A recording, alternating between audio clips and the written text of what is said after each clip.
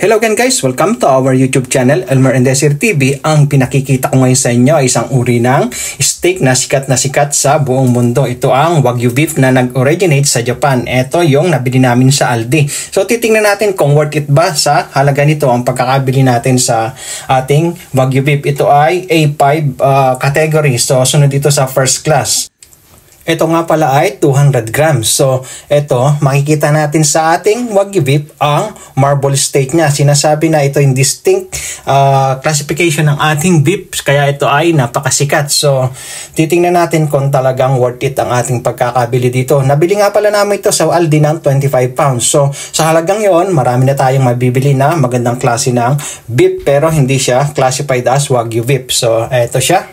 Makikita nyo na napakarami ng fat content niya sa ating 200 grams na Wagyu beef na ito. So, sinasabi na 30 to 65% daw ng weight ng ating Wagyu beef ay fat. So, kaya ito ay sinasabi na melt in your mouth kapag niluto dahil sa fat content niya. So, hindi din ito niluluto ng matagal. Sinisir lang ito sa pan para ma-maximize natin ang taste ng ating beef.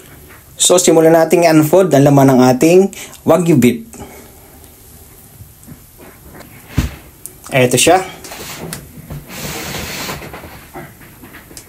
So, bali, napakanipis niya. Mga 8 to 9 cm lang ang thick ng ating beef. So, sa 200 grams na ito, talagang hindi ko alam kung talagang worth it ang ating pagkakabili. Gagamit nga pala tayo ng sea salt. Ito, bumili pa kami ng sea salt para lang ma-maximize natin ang taste dito dahil sinasabi na ito daw ang best na gamitin para sa ating Wagyu beef. So, sinusunod lang natin ang instruction dito sa pagluluto para ma-maximize natin ang lasa ng ating Wagyu beef at maibigay natin ang tunay na review para sa atin ng Wagyu beef.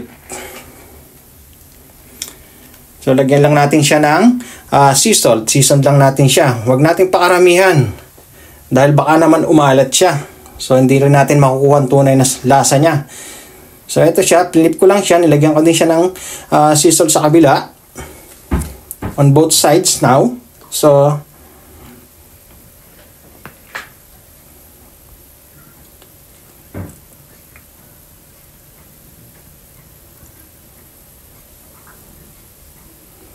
kita nyo yung excess fat na yan sa gilid. So, tatanggalin natin yan at yan natin gagamitin na paglulutuan sa ating pan. Gagamit nga pala tayo ng ating cast iron pan para mag-maximize natin ang searing ng ating Wagyu beef. So, ito, tanggalin natin ang napakalaking fat na yan sa kanyang corner.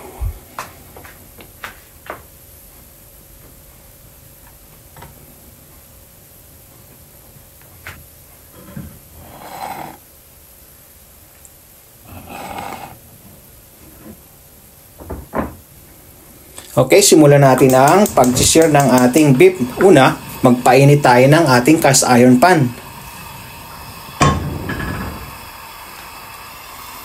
Dapat mainit na mainit ang ating cast iron pan para ma-sear natin ng maganda ang ating beef.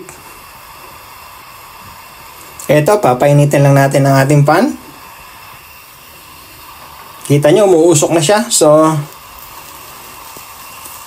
ito yung taba na tinanggal natin. Atin siyang tutunawin sa ating pan. At dito natin lulutuin ang ating beef.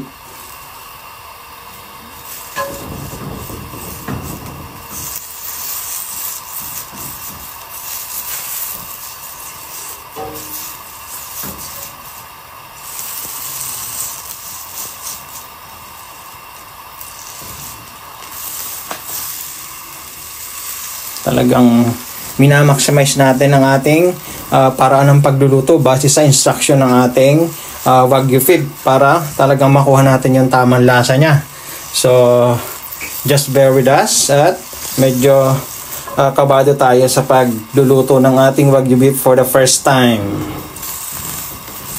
Dahil gusto lang nating matikman ito at talagang mapatunayan na sulit ang presyo nitong ating Wagyu beef.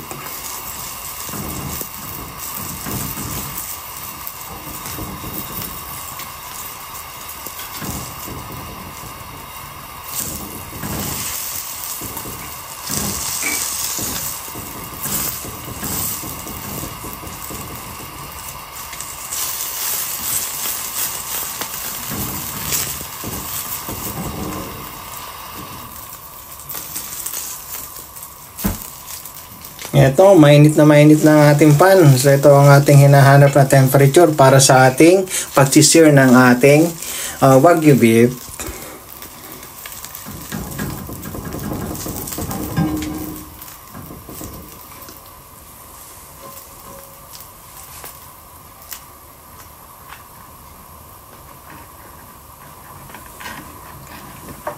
Simulan na nating lutuin ang ating Wagyu beef. Ito. Yan, fold na natin ang sekreto ng ating Wagyu beef.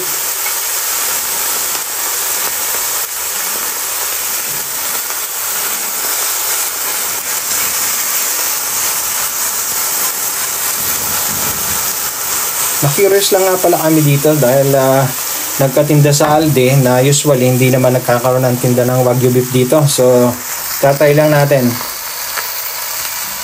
At maging na rin natin na experience na masabi natin na nakatikim tayo at tayo pa mismo nagluto ng Wagyu beef na sikat sa buong mundo. Eto siya. So, sandali lang natin siya lulutuin at ipipip natin siya sa kabila.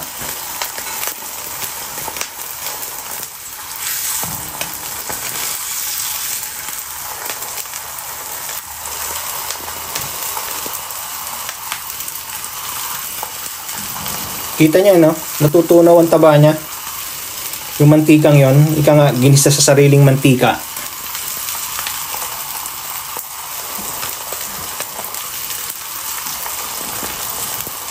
Usually, yung kasabihang yun nga pala ay masama ang kahulugan. Ngunit sa puntong ito ay in a positive way.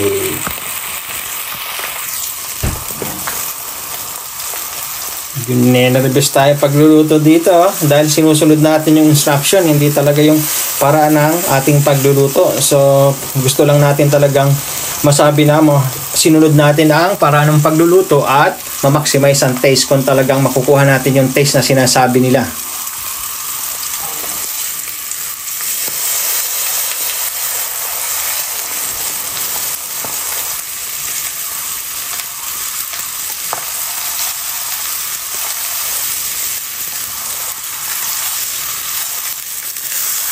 So ngayon, flip na natin siya. Nakasubra yung dulo niya, oh. Dahil niintay natin maluto din yung gitna, ma-sear. So medyo manipis ang tabi niya. Malakas din ang apoy natin sa tabi. Gawa ng ating ring. So eto. Daming mantika niya, oh. Talagang kaunting-konti na lang natira sa ating karne.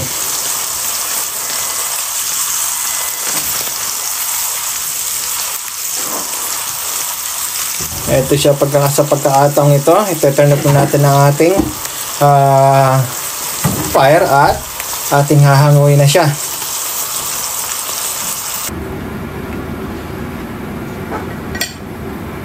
Ito na ang ating Wagyu beef. So, ayan, oh, manti-mantika siya. Ika nga, melt in your mouth. So, cut natin. Napakalambot. Ayan po ang natira sa ating 200 grams na Wagyu beef. So, gayatin lang natin ng maliliit para manamnam natin ang lasa ng ating Wagyu beef. So, overall, sa experience, okay, worth it. Pero sa lasa, tingnan natin.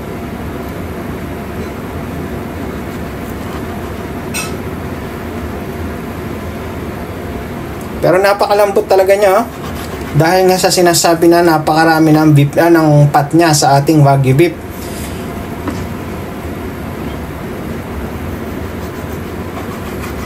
Eto. Kukuha nga pala tayo ng kanin para ating matikman to.